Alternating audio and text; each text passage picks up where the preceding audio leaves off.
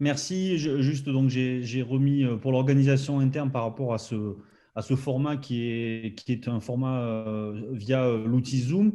Donc, c'est Elodie qui a repris la main en tant qu'animatrice. Donc, elle peut, comme ça, pendant que je parle, notamment accepter les nouveaux venus. Vous dire aussi, pour les différents intervenants qui sont déjà en ligne, qu'on va essayer de bien tenir l'horaire. Voilà, ça, c'est important parce qu'on a un format qui paraît long, mais qui est très rythmé. En fait, il y aura beaucoup d'interventions et beaucoup de sujets. Pour répondre à ton interpellation, donc Mélanie, effectivement, c'est très vaste de parler comme ça en quelques minutes de la stratégie d'innovation.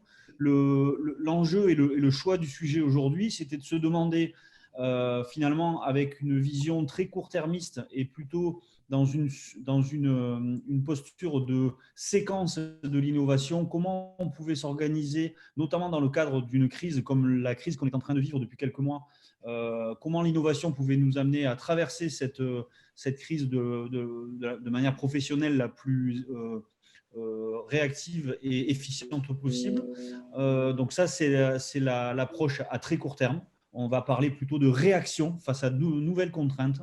Et c'est là où l'innovation, dans son approche notamment agile, c'est-à-dire très fluide et en capacité à pouvoir changer, modifier les processus et les comportements, peut agir. On va avoir une deuxième approche qui est une approche à court terme. Donc là, à court terme, on parle à moins de 2 ans. Donc on est plutôt sur une notion d'adaptation. Comment on peut s'adapter, être prêt à s'adapter et s'adapter à travers, là aussi, nos comportements, les flux d'informations, les processus et les actions qu'on va mener dans nos métiers juridiques pour pouvoir réagir à cette crise-là. Et de ce fait, on va pouvoir arriver vers une troisième notion, qui est une notion beaucoup plus long-termiste, qui sera la notion de résilience.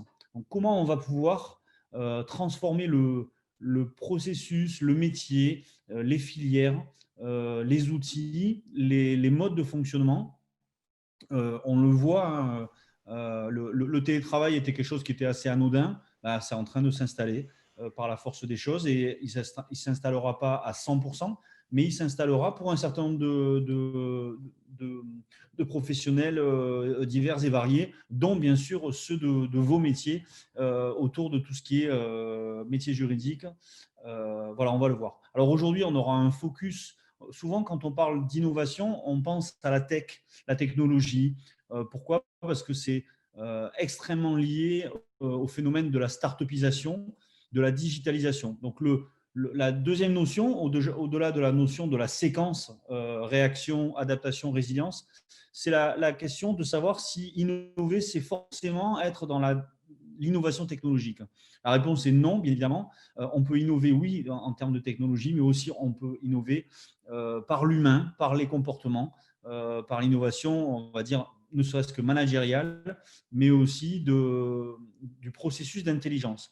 On évoque notamment dans nos métiers au sein de l'agence Gravity, qui est une agence qui s'adresse aux professionnels de toute taille et sur tout secteur d'activité, donc des toutes petites entreprises ou porteurs de projets, des PME qu'on va aider à accompagner et à innover, et des grands groupes pour lesquels on va plutôt parler d'open innovation, de format d'intrapreneuriat, par exemple, voilà, et d'échanges. On va imaginer des formats qui vont comme les startups, être sur des nouvelles technologies. Mais pas que. On va pouvoir aussi imaginer en fait une mise en adéquation, une mise en efficience de l'intelligence collective. Donc, la plupart du temps, dans nos métiers, dans nos missions, dans notre accompagnement, on va utiliser un format, ce qu'on appelle un format sprint, c'est-à-dire vraiment des formats, l'équivalent de ce que l'on voulait faire pour le hackathon, dont Mélanie a parlé. Le hackathon qui se fera en 2021, c'est sûr, on y croit, puisqu'on va sortir de la crise et que tout va aller mieux à partir du 1er janvier. Ce n'est pas un oracle, hein, c'est un vœu pieux. Un hackathon, c'est quoi? C'est tout simplement concentré en général en 2, maximum 3 jours de temps, via des équipes et via un format plutôt de type ludique et challenge. On va concentrer ce qui aurait pu se faire en quelques mois de développement d'idées, de brainstorming, de montage d'un cahier des charges et d'imagination d'un procédé de développement d'une idée ou d'un projet. On va le concentrer en mode sprint sur quelques heures, en challengeant, en repoussant les limites et en utilisant l'intelligence collective.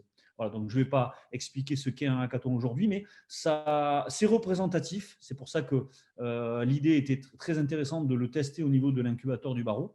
Voilà. Donc, une autre approche, je regarde l'heure, hein, parce que j'ai donc contractuellement ça va, j'ai encore un petit quart d'heure. Mélanie, tu m'as accordé un peu plus de temps en faisant plus vite lors de ton introduction. Tout à Voilà. fait. N'hésitez pas à interagir d'ailleurs. Hein. Voilà. Donc, dans notre approche, ce qui est intéressant, c'est de se poser la question déjà de la démarche. En fait, la volonté, alors que l'on soit en solo, que l'on soit une structure, une organisation, ou que l'on aille finalement de manière hybride dans un lieu qu'on va appeler tiers-lieu, comme l'incubateur du barreau, qui va permettre justement de mettre en relation des individus, des avocats, des experts comptables, des juristes, des notaires, etc., au sens large, des intervenants, des consultants, des experts, mais aussi des personnes qui font partie d'autres lieux, finalement, qui sont des lieux beaucoup plus collectifs, des entreprises, des collectivités, peut-être des chambres consulaires ou des ordres aussi, voilà, des regroupements collectifs. Tous ces gens-là qui se réuniront lors d'un événement comme un hackathon ou dans un tiers-lieu comme un incubateur vont pouvoir commencer à interagir. Et de cette interaction, lorsqu'elle est bien managée, lorsque c'est une approche avec un procédé, peut sortir de nouvelles idées, de nouvelles méthodes et aussi, du coup, des projets, parce que d'une idée va aller vers le projet, et la maturation de ces projets peut mener à créer des entreprises, créer de nouveaux services, mutualiser un certain nombre d'actions, et pourquoi pas créer de l'emploi et des synergies, de la richesse au sens large, richesse humaine, richesse procédurière ou de process, et une richesse finalement aussi financière, si c'est le but. Donc cette démarche d'open innovation, elle a changé, hein, c'est un peu le monde qui change. Avant, on faisait ce qu'on appelle de la R&D, recherche et développement, un peu dans son coin. Maintenant, l'open innovation, c'est justement de faire se confronter peut-être des secteurs qui n'ont rien à voir les uns avec les autres, ou des métiers qui se ressemblent de loin. Voilà, on va prendre par exemple les métiers de des professions libérales. C'est un statut, c'est un conseil, il y a un accompagnement. Il y a des points communs là-dedans. Ce qui s'applique pour certains métiers qui sont qualifiés en profession libérale peuvent s'appliquer à d'autres. Donc, le fait d'interagir et de se retrouver lors d'événements ou dans des lieux comme ça d'échange vont pouvoir multiplier, je dirais, l'ouverture des chakras, l'ouverture des esprits, les bons usages, et ce partage d'échanges-là va faire gagner du temps et améliorer les choses. Ces interactions, donc ce qui s'appelle l'open innovation, c'est vraiment une première étape indispensable de l'innovation. Il y a aussi une démarche, bien sûr, de diagnostic. Chacun va, et là c'est souvent vraiment le premier pas qu'il faut se poser, en tant que consultant seul professionnel, ou dans le cas d'un cabinet. Voilà, on a plusieurs professionnels qui vont partager un lieu, un cabinet, peut-être des publics et des métiers différents. Ces gens-là vont pouvoir mutualiser leurs besoins. De quoi j'ai besoin? Quel est mon état d'innovation? J'en suis où sur l'outil? J'en suis où sur les solutions qui existent? Il y a énormément de veille à faire, ce qu'on appelle le benchmark. On va regarder ce qui se fait et peut-être être je dirais, à l'écoute des solutions qui ont déjà été testées par les autres, hein, ce qu'on appelle l'expérimentation. Donc, dans cette phase de diagnostic, on va tout de suite commencer à observer les métiers similaires, hein, voilà, les architectes, les conseils, les consultants, les experts comptables, etc., etc. Ensuite, on a une autre démarche, c'est la démarche d'idéation. Donc, l'idéation, c'est la capacité à trouver et à commencer à penser aux idées et donc aux solutions éventuelles que ma démarche de diagnostic va m'impulser. Ces démarches d'idéation, elles sont toujours meilleures en collectif que seules. Même si on a de grosses capacités à réfléchir par soi-même, c'est toujours beaucoup plus utile. Et là, on a des techniques, hein, notamment ce qu'on appelle les techniques de design thinking, qui sont des techniques qui vont permettre, par des méthodes où la prise de parole, le temps imparti, les règles du jeu changent, je dirais, les techniques de brainstorming habituelles, et permettent de faciliter à chacun la remontée d'idées, la confrontation, le fait d'aller au bout de certaines idées, de les caricaturer, de les dessiner, de les concentrer, de les bousculer, etc., etc. Toutes ces techniques-là vont permettre de mener l'idéation. Derrière l'idéation, on va commencer à choisir, faire des choix, et ces choix-là, ils vont mener à des solutions.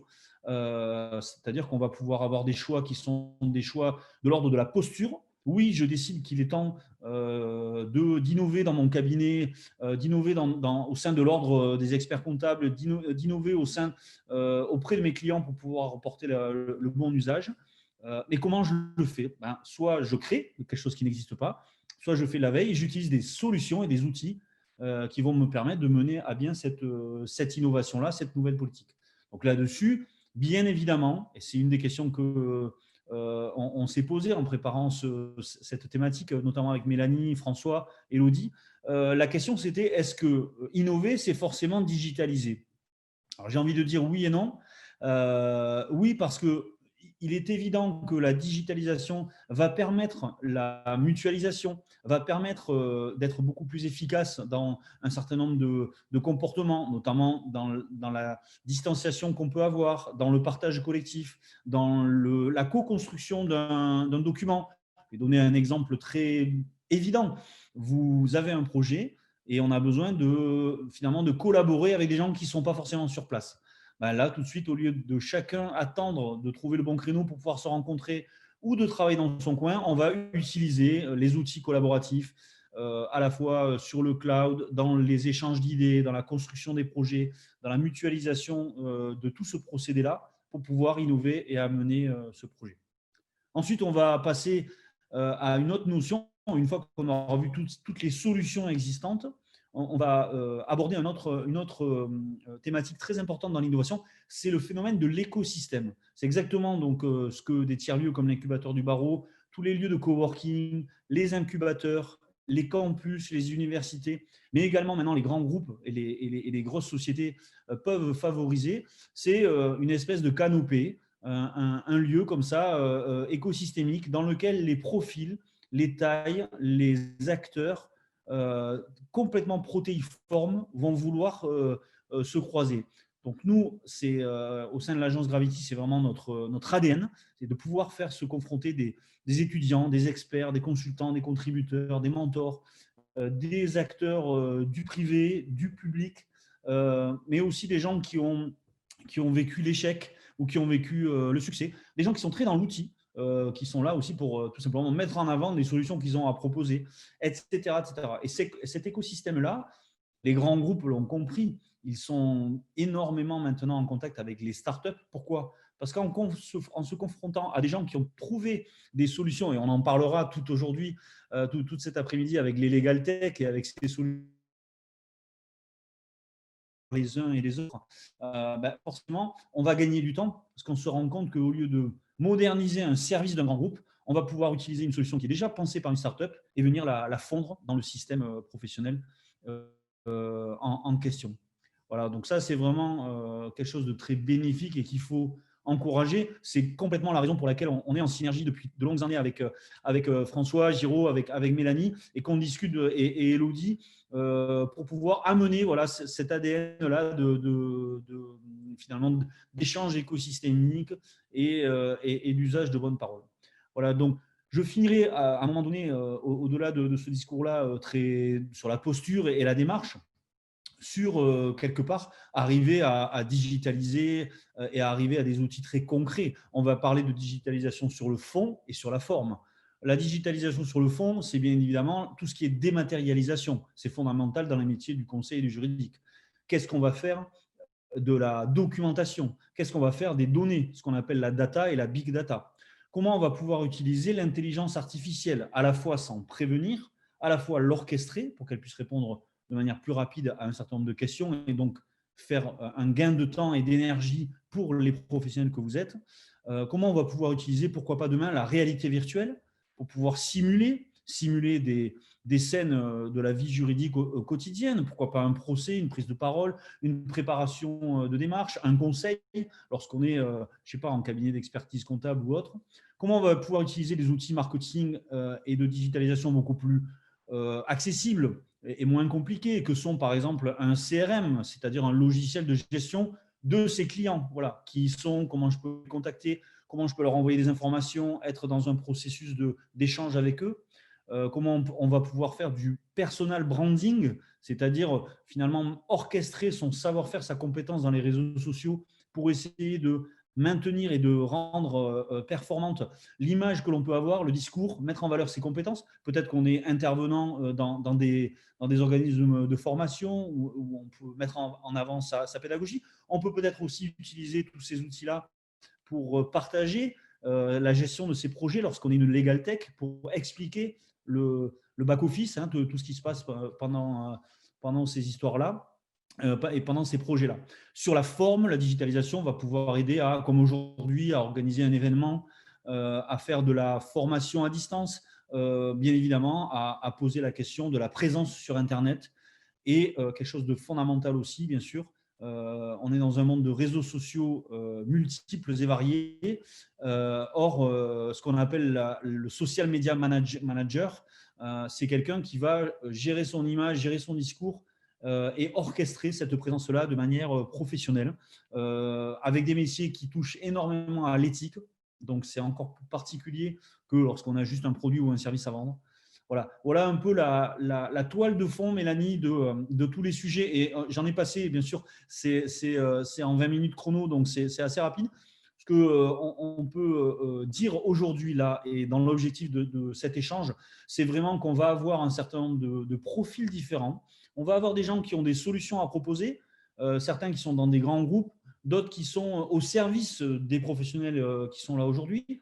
On a plusieurs porteurs de legal tech, donc vraiment de projets innovants dans ces métiers juridiques. Donc, on va pouvoir comprendre leur démarche. La plupart d'entre eux, on va leur demander comment réagir là à court terme dans ce que j'ai appelé la réaction, la nécessité d'innover, je dirais, à très court terme face à cette crise sanitaire.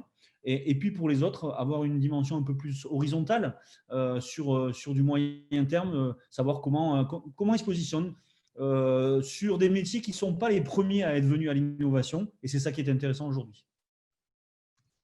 Merci beaucoup, Jean-François, pour toute cette introduction.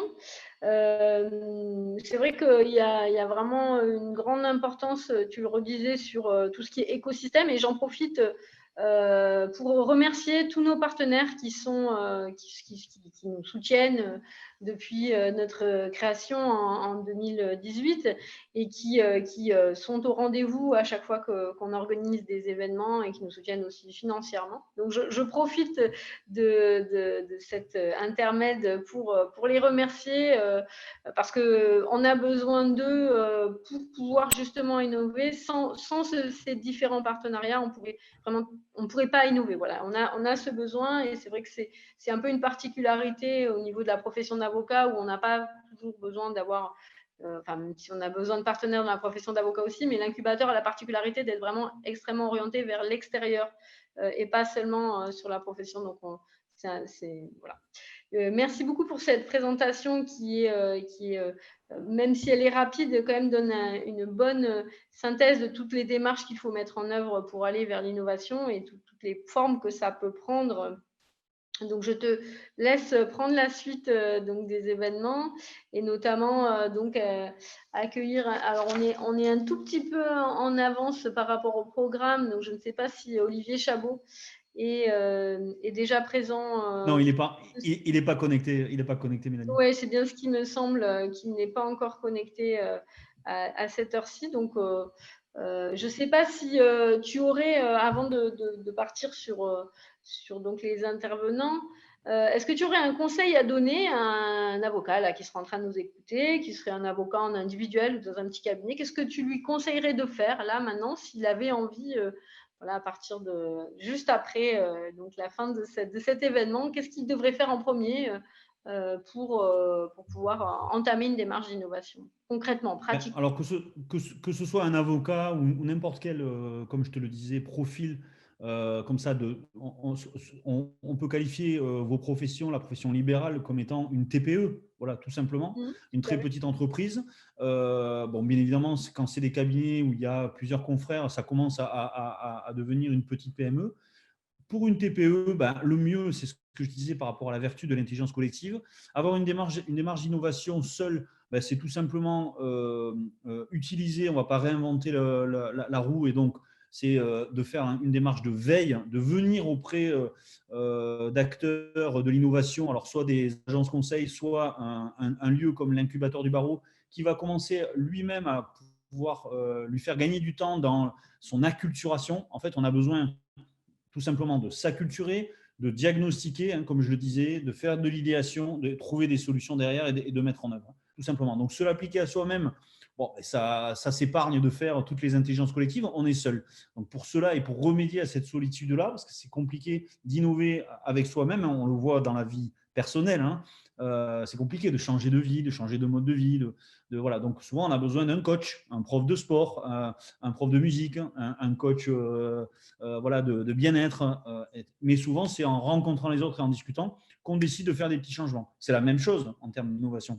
Se dire, tiens, je change d'ordinateur, je change de logiciel, je change de méthode, je change de lieu, j'arrête de travailler de chez moi, je vais dans un lieu de coworking. Comme ça, je peux échanger avec des gens qui ont d'autres profils.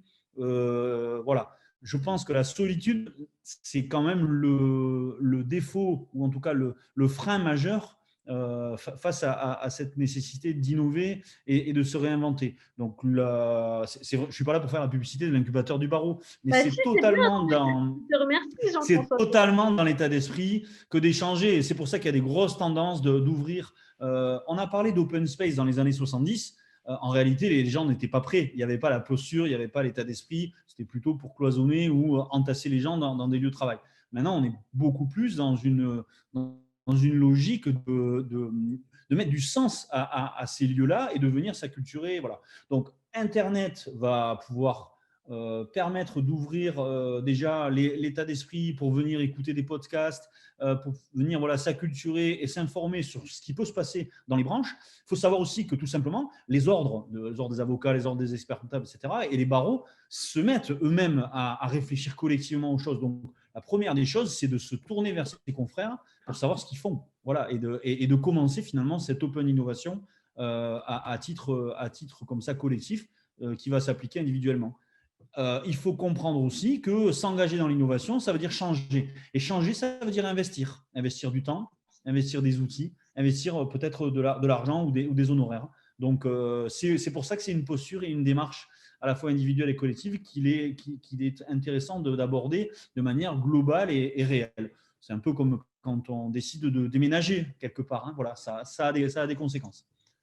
Voilà, je crois que Olivier Chabot est arrivé.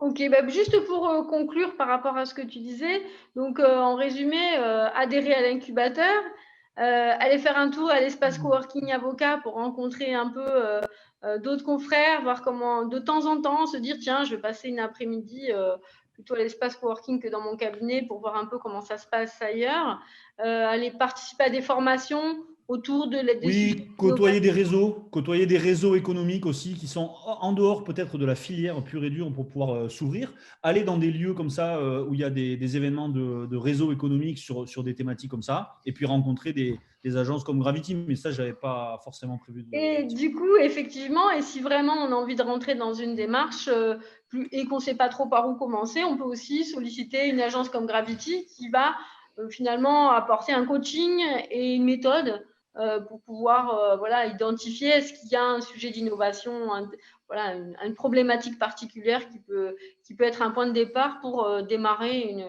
Complètement. Je dirais qu'on a simplement la posture d'avoir la culture à force de côtoyer des gens, et aussi la vertu de pouvoir s'adresser par exemple à des étudiants ou même des lycéens entrepreneurs jusqu'aux grands groupes, et avec toutes les tailles et les sujets divers et variés. Et comme chacun, et c'est notre grande richesse, nous les êtres humains, on est tous différents sur la même problématique et la même volonté, on va avoir chacun une méthode différente. C'est là où c'est super intéressant de pouvoir se croiser et de pouvoir ouvrir les uns aux autres.